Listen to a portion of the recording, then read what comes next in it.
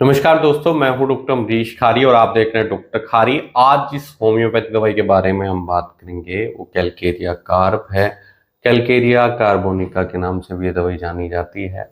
इस वीडियो में हम जानेंगे कि इस दवाई के क्या फायदे हैं, क्या नुकसान है, किन बीमारियों और किन लक्षणों में ये दवाई पेशेंट को दी जाती है, इसके लेने का सही तरीका क्या होता है। जानने के लिए वीडियो पूरा देखिए। अगर आप हमारे चैनल पर नए हैं तो चैनल को सब्सक्राइब कर लें ताकि आने वाली हेल्थ रिलेटेड वीडियो से आप अपडेटेड रहें। कैलकेरिया कार्ब एक पॉलीक्रेस्ट रेमेडी है। ये एक साथ कई बीमारियों में दी जाती है या कई लक्षणों को ये दवाई ठीक करती है। ये खास तौर पर ऐसे पेशेंट में दी जाती है जो फ्लैबी होते हैं, फैटी होते हैं, फेयर होते हैं, जिनके अंदर चर्बी ज़्यादा है या मेटाबॉलिज्म अफेक्शन जिनके अंदर है। तो ऐसे में दवाई दी जाती है। कैलकेरिया कार्ब बहुत अच्छी मेडिसिन रहती है, कई सारी बीमारियों में दवाई दी जाती है और ये शैल से बनती है। टाइचुरेशन फॉर्म में भी, डाइल्यूशन फॉर्म में भी आपको मिल जाती है। चलिए अब इसके लक्षण जान लेते हैं। अगर इसके मानसिक लक्षणों की बात करें, माइंड सिम्टम्स की बात करें, तो ऑब्सेसिव कंपल्सिव डिसऑर्डर में यानी ओसीडी में दवाई दी जाती है। ऐसे पेशेंट में क्या लक्षण दिखाई देते हैं कि वो जर्म्स से बहुत डरता है, उसको साफ सफाई बहुत ज़्यादा पसंद होती है, वो थोड़ी थोड़ी देर के बाद अपने हाथ को धोता रहता है। ऐसे में पेशेंट को फ्यूचर के लिए एंजाइटी लगती है। ऐसे पेशेंट में बेचैनी बहुत ज़्यादा होती है, वो एंग्शियस रहता है, एंजाइटी उसके अंदर देखने को मिलती है। अपनी हेल्थ को लेकर वो डरा हुआ होता है, फियर उसके अंदर होता है कि वो आने वाले टाइम में बीमार ना हो जाए, है ना। फियर ऑफ डेथ के सिम्टम्स देखने को मिलेंगे। या फिर पेशेंट बेचैन रहेगा, कहीं उसको कोई बीमारी ना लग जाए।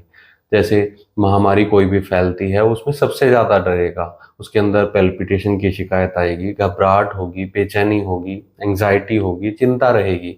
अपने पास्ट को तो वो छोड़ देता है लेकिन प्रेजेंट को लेकर और फ्यूचर को लेकर वो बहुत एंग्जियस रहता है। ऐसे पेशेंट में कैलकेरिया कार्ब दी जाती है। अगर इसके नाक से संबंधित रोगों की हम बात करें तो ये ऐसे पेशेंट में दी जाती है जिनको आसानी से सर्दी जुकाम लगने के सिम्टम्स आने शुरू हो जाते हैं। किसी भी मौसम में पेशेंट को सर्दी जुकाम, कोराइजा की शिकायत हो जाएगी, नेजल पॉलिप्स होंगे, नाक का मांस बढ़ा हुआ होगा, नाक से स्मेल नहीं आएगी, यानी पेशेंट कोई भी स्मेल फील नहीं कर पाता है।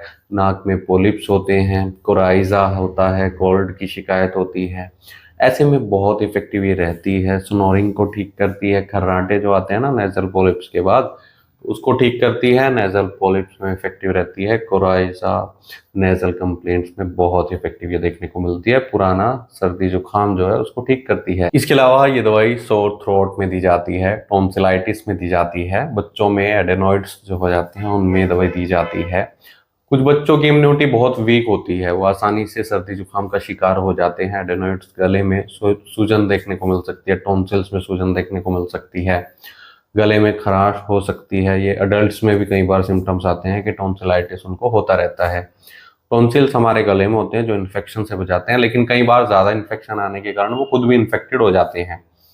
कई बार वो खट्टा खाने से भी हो सकता है, अचार वगैरह, टमाटर वगैरह खाने से शिकायतें ज़्यादा बढ़ती हैं। तो ऐसे में अगर अडल्ट्स को या बच्चों को गले की परेशानी देखने को मिलती है तो ये दवाई उसमें असरदार रहती है। थायराइड के पेशेंट में दी जाती है। हाइपोथायरॉयडिज्म की पेशेंट को शिकायत है या गोइटर की शिकायत है, घेंगा हो गया है, मेटाबॉलिज्म पेशेंट का अफेक्ट हो गया है, स्लो डाइजेशन की शिकायत देखने को मिलती है, कॉन्स्टिपेशन होती है, या फिर पेशेंट को कुछ और शिकायतें आएंगी जैसे हेयर फॉल बढ़ सकता है, पेशेंट का वजन बढ़ सकता है, और हाइपोथायरॉयडिज्म की पेशेंट को शिकायत है, टीएसएच बढ़ा हुआ है, और जनरल डेबिलिटी की शिकायत है।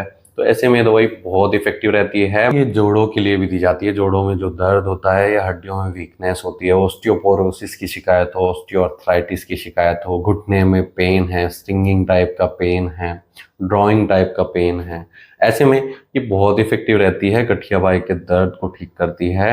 ये ओल्ड एज के पेशेंट में होने वाली अर्थराइटिस को ठीक करेगी, और जिनका वजन ज़्यादा बढ़ा हुआ है और उनको घुटने में शिकायत आनी शुरू हो गई है तो ऐसे में दवाई दी जाती है। इसके अलावा ये दवाई डाइजेशन के लिए भी इफेक्टिव रहती है। पेट की ऐसी परेशानी जो खड़िया, मिट्टी या पेंसिल जो लोग खाते हैं, बच्चे या अडल्ट्स या ऐसी लेडीज़ जिनको खड़िया मिट्टी खाने की आदत लग गई है और उनको डाइजेशन की शिकायत देखने को मिल रही है, तो ऐसे में दवाई बहुत इफेक्टिव रहेगी।